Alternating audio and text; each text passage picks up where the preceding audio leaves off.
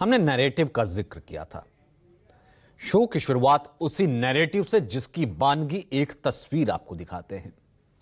यह सिर्फ एक तस्वीर नहीं बल्कि विकास के उस नारे पर भी बात करने पर मजबूर करती है जो दिल्ली से 2014 से दिया जा रहा था, सबका साथ सबका विकास का नारा।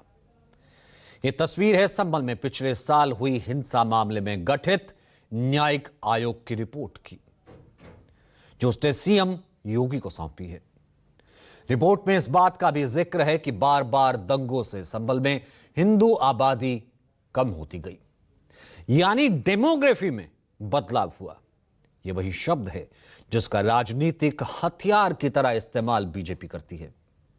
सूत्रों के मुताबिक रिपोर्ट में हरिहर मंदिर के ऐतिहासिक अस्तित्व के साक्ष्य मिलने का भी जिक्र है, यानी चुनावी रेसिपी पूरी तरह बीजेपी के एजेंडे को सूट करती नजर आ रही है।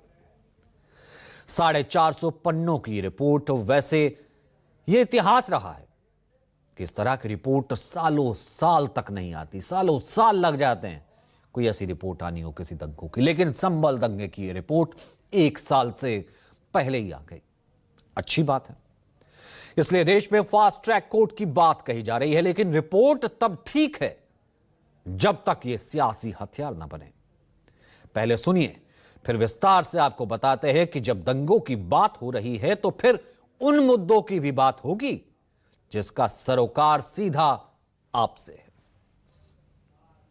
ये जो संभल में जो घटना हुई थी, इसके जांच के लिए जो प्रदेश सरकार ने जो न्यायिक आयोग गठित किया था, आज उन्होंने अपनी रिपोर्ट माननीय मुख्यमंत्री जी को सौंपी है और उस पर आगे की कार्रवाई की जाएगी। कई सारे बिंदु हैं उसमें सर, तो क्या रिपोर्ट के अध्ययन करने के बाद ही इसके बारे में बात करेंगे।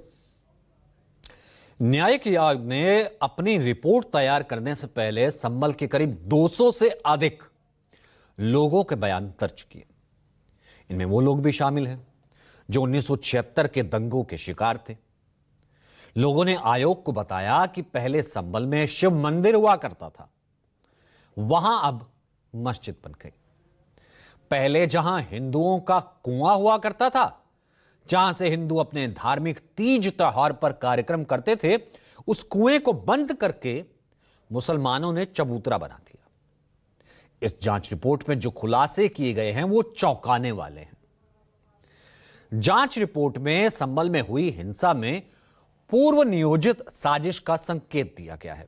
रिपोर्ट में लिखा गया है, इसमें कहा गया है कि हिंसा सहज नहीं थी बल्कि पूर्व नियोजित साजिश का परिणाम हो सकती है।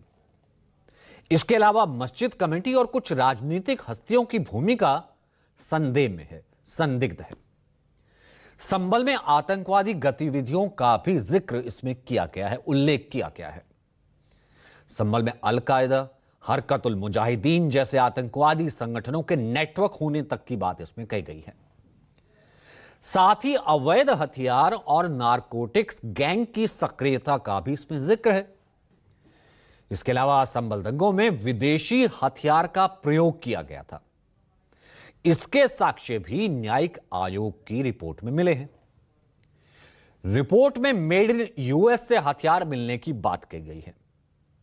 रिपोर्ट में कहा गया है कि हरिहर मंदिर पर बाबर काल के साक्ष्य मिले हैं, साथ ही मंदिर की नींव में बाबरी काल के प्रमाण मिले हैं। रिपोर्ट में संभल में अब तक हुई ऐतिहासिक दंगों का विवरण किया गया है। इसमें 1947 के बाद हुए 15 दंगों का जिक्र है। इन दंगों में हिंदुओं को मुख्य रूप से निशाना बनाए जाने का दावा किया गया है। कहा गया है कि दंगों में सबसे अधिक नुकसान अगर किसे हुआ तो वो हिंदू समुदाय को हुआ, लेकिन जो सबसे बड़ा दावा किया गया है वो कि संभल की डेमोग्राफी में बदलाव हो गया। दंगों और तुष्टीकरण की राजनीति को जनसांख्यिकी बदलाव का कारण बता दिया गया कि किस तरीके से ये सब चीजें बदलाव हो गई, वहां पर डेमोग्राफी चेंज हो गई। रिपोर्ट में कहा गया है कि विशेष रूप से 1978 का जो दंगा हुआ, उसके बाद संभल में हिंदुओं की आबादी लगातार घटती चली गई।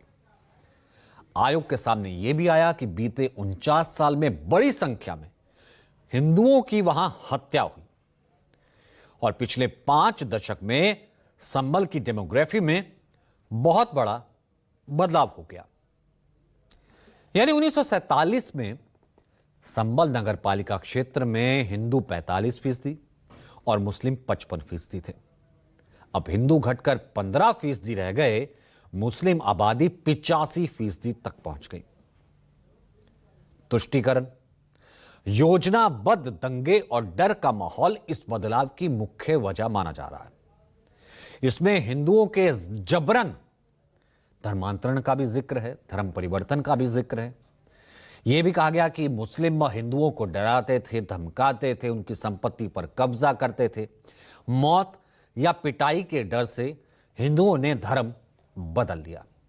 संभल में अब भी सैकड़ों की संख्या में हिंदुओं की संपत्तियां हैं, मकान है, दुकान है, खेत है, लेकिन उनके हिंदू मालिक वहां आते जाते नहीं हैं। नतीजतन कुछ संपत्तियों पर लोगों ने कब्जा कर लिया है। पीएम मोदी ने हाल ही कुछ दिन पहले डेमोग्राफी में बदलाव को लेकर कई बार सार्वजनिक रूप से अपना बयान दिया था। उन्होंने तो 15 अगस्त को लाल किले से भी कहा था कि सरकार ने डेमोग्राफी के खिलाफ बड़ा अभियान छेड़ दिया है। सुनिए। षड्यंत्र के तहत, सोची समझी साजिश के तहत देश की डेमोग्राफी को बदला जा रहा है। एक नए संकट के बीज बोए जा रहे हैं और ये घुसपैठिए मेरे देश के नौजवानों की रोजी रोटी छीन रहे हैं। एक घुसपैठिए मेरे देश की बहन बेटियों को निशाना बना रहे हैं। ये बर्दाश्त नहीं होगा। ये घुसपैठिए भोले भाले आदिवासियों को भ्रमित करके उनकी जमीनों पर कब्जा कर रहे हैं। ये देश सहन नहीं करेगा। और इसलिए मेरे प्यारे देशवासियों, जब डेमोग्राफी परिवर्तन होता है, सीमावर्ती क्षेत्रों में डेमोग्राफी में परिवर्तन होता है, तब राष्ट्रीय सुरक्षा के लिए संकट पैदा होता है। देश की एकता, अखंडितता और प्रगति के लिए ये संकट पैदा, सामाजिक तनाव के बीज बो देता है।